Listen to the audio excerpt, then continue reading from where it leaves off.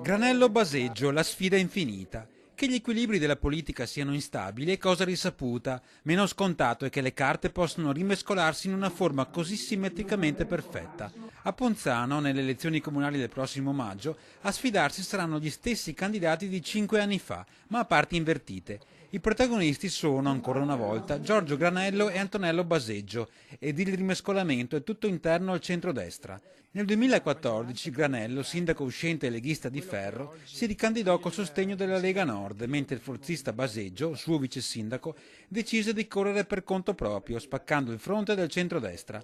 Persero entrambi. La dispersione dei voti consegnò infatti il comune a Monia Bianchin, sindaco di centrosinistra.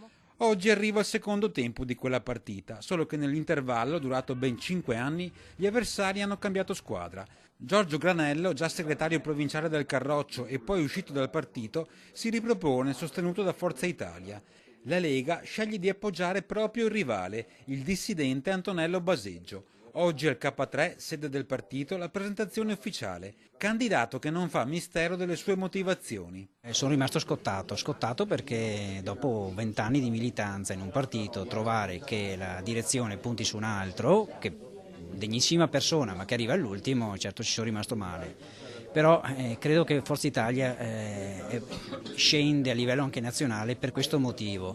Non dico che non ci sia democrazia, ma non c'è rispetto delle persone semplici e normali che lavorano sul territorio. È presto per parlare del programma. Certo è che la lista di Baseggio sarà di partito, con tanto di simbolo ufficiale. In fondo, precisa il candidato, per essere leghisti non serve essere della Lega. La mia battaglia tipo a Ponzano contro la casa di accoglienza degli immigrati credo sia stata leghista. Essere leghista secondo me è quella maniera di essere, di vivere che oggi la gente ci chiede di essere, cioè essere prima, non dico prima per gli italiani, ma prima per le persone che lavorano e vivono il territorio.